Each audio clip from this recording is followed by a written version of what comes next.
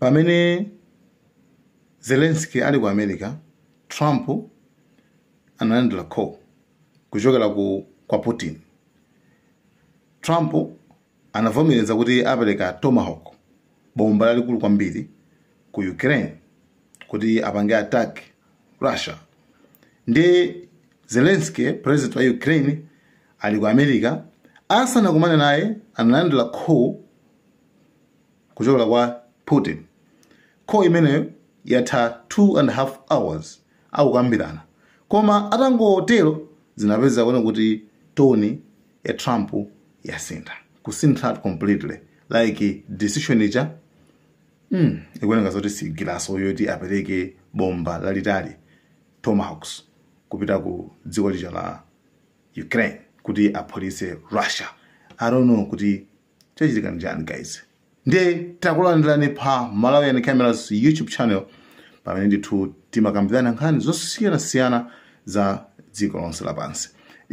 Ndi pakali pano Zelensky wapita ku America kukambirana makamaka especially kupanga seal the deal kuti akatsindike ndithu guys deal itimalizitse pamene Trump anaonesa zoti ali positive.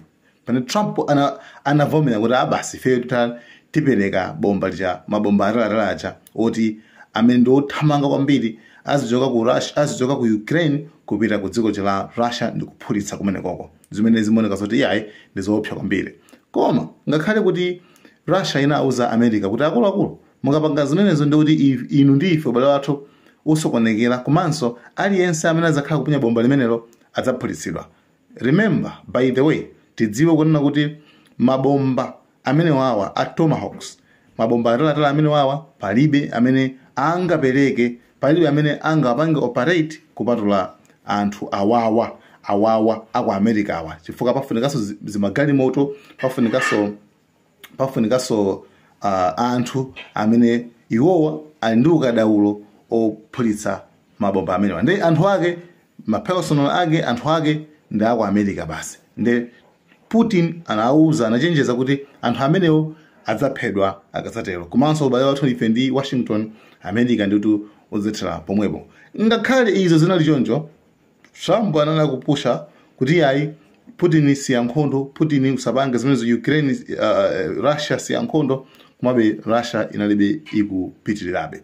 Koma tsopano chachitika apa chena kuti koma petopetoku Trump anavomera kuti yes, ine basa baba ndalemba mtima ababa tsopano ndikupereka zida za Tomahawks zida zazitali ku dziko la Ukraine kuti Ukraine iyambe kuphulitsa dziko lija la Russia.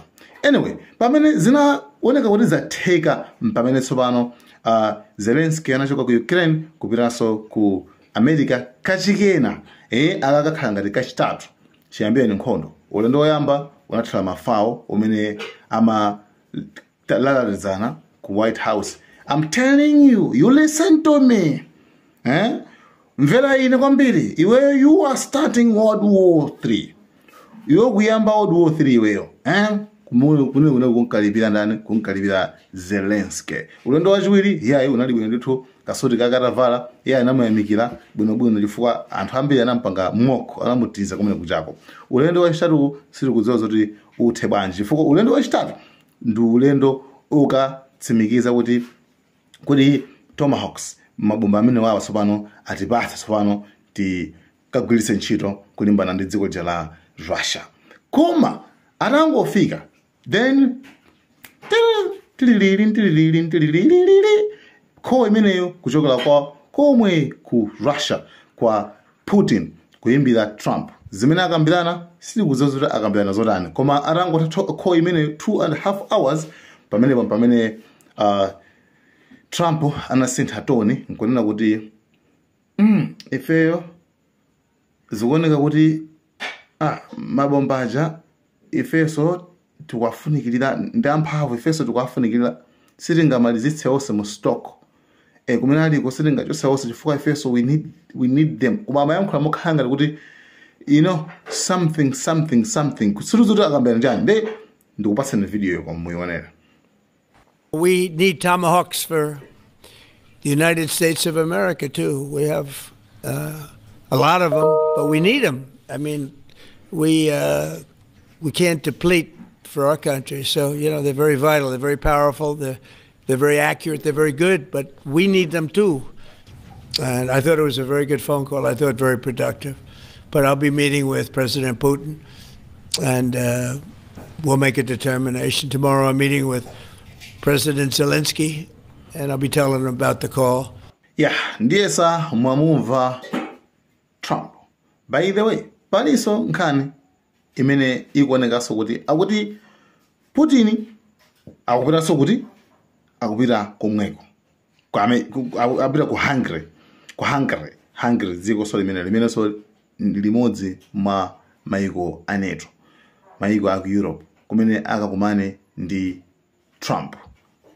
Akakhala koyamba ndithu Russia Putin kuponda nthaka ya ku Europe pamene chambire nkhondo pamene anakhala kuti akumusala koma ayi ndithu zikuoneka zoti papa Putin akupitanso ndithu kukaponda nthaka imene ikuonekaso kuti it's a big win kwa Putin pamene iyeyo akakhaliso kwa number 2 kukumananso ndi Trump. Ulendo yambirira anakumananso kukambirana za nkhondo imeneyi kuti ithe koma still sizinaphole kanthu pamene Trump atafika Putin uja Trump anachulutsa manong'onong'o kwambiri komanso anachoso akapanda kutera kanako atabwera Putin anangomutra show kanako ye nkunyamuka ndikumabwerera sizinasinthe kenakali konse. Nde we hope this time kuti zokambirana zawo zisintha kenakake kuti nkhondo ya Ukraine komanso Russia nkhondo imeneyi ifike kumapeto komanso